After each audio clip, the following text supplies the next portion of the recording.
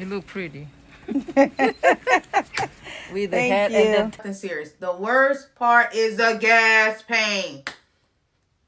That is the worst part. All the games that you played, all the love you forsaken, you let it slip away. Welcome back to another vlog. Today is T-1, the day before my surgery, so I am headed out to run a couple errands, grocery store, get a few things for my dog, get a few things for my daughter. That way I don't have to leave the house in the days after my surgery. I am having tubal ligation, endometrial ablation. My tubes tied. I have one child I'm not interested in anymore. I've been trying to get my tubes tied for the longest, and now I'm 36, so it's just now about to happen. I'm very much so conscious now after the age of 35, more so on my body, what my body needs. But I'm gonna go ahead and go to the store and we'll get more into the details of my surgery when I get back. Okay, y'all, it is much later. I finished running my errands. I'm sorry, I'm using my phone because my camera is dead. But I am working right now. I'm doing my board certification to be a behavior analyst. But currently I'm a behavior technician, so I have some work to do before the surgery tomorrow. So I just wanted to check back in. I will be back tonight, and tonight I'm going. So, makes it. All right, so for y'all that are just tuning in, I'm just gonna explain why I decided to get the tubal ligation and the endometrial ablation. Of course, I decided to get my tubes tied. My daughter is 14. I've been wanting to get my tubes tied since before I had her. I would say I didn't want children, but yeah, let's just be honest, I did not want children. But I feel like this is like a weird angle. A lot of doctors will tell you no to getting your tubes tied at a young age. You're single and you're not married because they think you're going to change your mind later on, and you are years later. And my doctor approved it for me about a year and a half ago, but they had to cancel the procedure because your girl had COVID, so I couldn't get it. As far as the endometrial ablation, I have really heavy and painful periods, which means that the majority of the time that I am on my cycle, I am bleeding a lot, passing clots, just the whole nine. So you can feel when I'm ovulating, it's super painful. I'm just over it. So when I was for the procedure, you have to go get blood work done, you have to get an ultrasound, and I did an ultrasound, and it came back that my uterine lining was pretty thick, which means your uterine lining is supposed to shed each month. Mine doesn't shed like it's supposed to, which is why I have so many issues. So the ablation is supposed to help. I watched a lot of videos about it, and it's like 50-50. Some women say they don't have their periods anymore, they have lighter periods, or you know, it's the best thing they could have done. Some wish they didn't because after they had the ablation done, they had really painful and more heavier bleeding after it happened. They eventually had to get a hysterectomy. I'm just going to take the latter because anything that can help me get rid of these shitty ass periods, excuse my language, I'm all for that. I'm not trying to get rid of them, but less would be better. I've had my period every day of my life since I was 13, except I've had my period every day since I was 13. I've been on every type of birth control, and the birth controls I've been on caused me to bleed profusely. I've been on Depo. I had the implant, which is the implant in your arm. I had Mirena, which is the implant that's inserted into your uterus. I've had 3 or 4 different type of birth control pills, and I've been on birth control since I was 17 years old.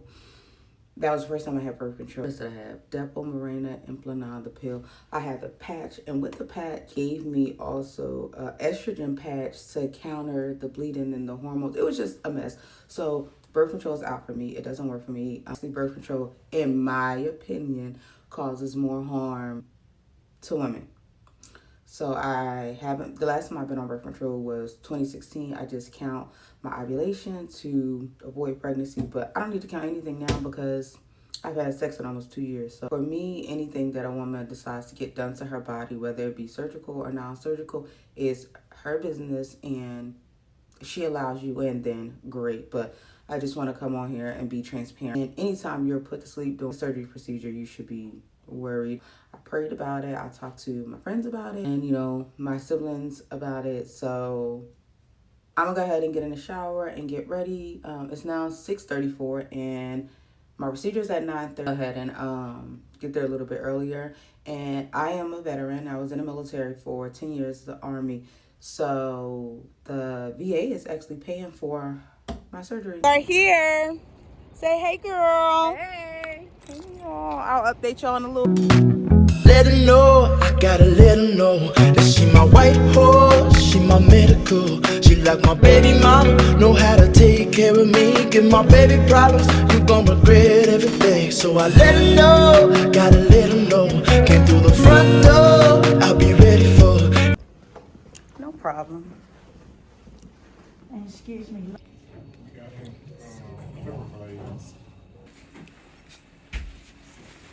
You look pretty. With the Thank hat you. and the I was surprised when she said when she did that. So I'm not sure where we were working. So you see the curl there. Hey, good morning. It's the next day. I sound terrible because I had the tube down my throat. So this is the day after the surgery. Yesterday, all I did was sleep. One meal, which was some brown rice and some sardines, just to put something on my stomach. I ate sardines because sardines are full of protein, and I like to keep my protein going. I had some tea. I'm about to go drink some tea now to check in. After surgery, I will say that I didn't take any pain medicine after I left the hospital. Actually, when I woke up from surgery and I told her that my back was hurting, the first thing she started off with was, I'll give you some fentanyl. No, you won't. I don't care if it's hospital. Oh, they bust my lip too. That's why I was like this. I don't care if it's hospital grade, street grade. I don't want it at all. I don't want it. So, hold on, give me a second. All right, I got some coconut water. I needed to drink. She gave me some Tylenol. Leaving the hospital, I got home. I took 100 milligram ibuprofen. That's all the pain meds I took yesterday. Oh, and I took Tylenol when I got home. I have hydrocortisone. I think I'm saying it right, but I'm not a fan of taking medicine that makes me feel any type of way other than myself. So 9 times out of 10, I won't be taking it. I'm not in any pain. Last night, I felt cramping because they do blow your stomach up with carbon dioxide with the tubal ligation. So they did tell me that I would experience like some bloating pain and some gas pain, like period cramping. I did the DNC, so they scraped the inside of my cervix. So that hurt a little bit, kind of like after you get a pap smear if you feel uncomfortable at all. They said I would experience like spotting. I haven't experienced anything just yet. Now this is day 2, so things could change. So as far as sleeping, I slept pretty well. I woke up about 3 in the morning and I took some extra Tylenol. I took 2 because gas pain was a bit uncomfortable and I did have slight cramping, but nothing too bad. I would just say, like, do your research before you get any type of surgery, but know that everybody's body is different. And just because one person felt one way, another person felt the other way, that might not be how you felt. Because I almost canceled my surgery because I was so nervous, but everything went so smooth. Were nice. The anesthesiologist came out and talked to me like they should. They made me feel super comfortable. As soon as I got in the room and I moved from one bed to the next, I was out. I woke up. It felt like I was asleep for 5 minutes. Went to recovery. My sister came in the room, got dressed. Now, before they release you, I did have to pee, and I had to drink something, and I had to stand up on my own and walk. But other than that, the surgery didn't take long. It took about an hour and a half. I'm going to show y'all how my stomach looks afterwards with me standing up. I don't have any bandages or anything. They used liquid glue to hold together the incision. They did one small incision, like right at the top of my pelvis, and then they did do incision for my belly bump because they had to go in through there. I hate my belly button after my tummy tuck. Now, I did have a tummy tuck to repair my stomach muscles from having children. Stasis recti. I'll show y'all what my stomach. It looks kind of odd, but I know that it's gonna go down in a couple days because it's just a bloating, and I already was aware. All right. It looks worse than it is, but it's not that bad. I'm gonna move a little bit closer. This is where it looks a little shiny. You can see this is where they put it at, and then the other incision is right here. That one doesn't look bad at all. I'm still a little bloated. Side, but yeah, a little bloated, but it's okay. Be back in the gym soon. It's much later, but I'm back. I'm about to make me some tea. I'm gonna use the green tea with mint and the lemon probiotic. I'm still a little tired and swollen, as you can see. It looks worse worse than what it is because the pants are a little snug. I had shorts on, but I didn't want to come on camera like that. So my stomach feels tight, and that's about it. It's just really uncomfortable. I have past the bowel movement today, more than I would like, but it feels good. I'm just ready for like the heaviness and everything to go down. But all in all, day 2, I'm healing just fine. I took an 800 milligram after I ate this morning, so probably around 9 or 10 o'clock. And that's it. That's all the pain medicine that I've taken today. Besides earlier, maybe around 3 or 4 a.m., I took some extra Tylenol. But other than that, that's all I took. So I'm about to make me some tea just to help with the bloating in my stomach. It did tell me that was going to occur, the bloating in my stomach, so I kind of expected that. But yeah, I'm ready for it to be over because I'm uncomfortable.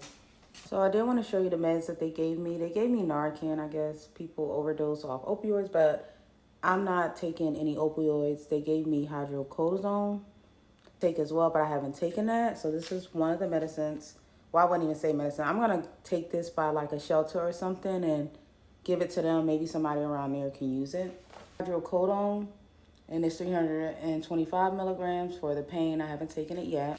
This is what I've been taking, y'all. I just been taking this. I got the off-brand because it's the same thing as regular Tylenol. So I take, so far today, I've taken 2, probably around like 3 or 4 in the morning. I took 2 of these. It's now 2:30 p.m. Try to make sure my address and nothing. They did give me ibuprofen, 800 milligrams, and all in all, I took 1 yesterday and I took 1 today, so only 2, and that's why I said the pain is minimal. When there's always some other guy who's way ahead of you, but makes it look easy. Why would they need me? Oh, I hear it now. I'm just being needy. I try not to envy you, to get angry. You do it better than me. I try not to hate myself, to lose confidence, but you always do it better than me. I just wanna be loved like you.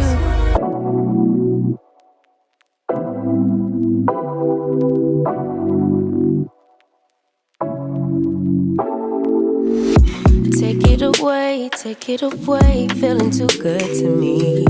Chilling all day, all in your space is where I wanna be. Here in this room, what did you do? I just can't get enough. Too caught up in your love. I've been trying to forget, but you won't let me. Something in my brain wants you. I've been hanging by myself, asking for help, but nothing seems to work on you. Yeah, you always make me feel like home. Yeah, you never leave my thoughts alone. Yeah, you're the reason I'm going out my mind. I just can't stop thinking about you.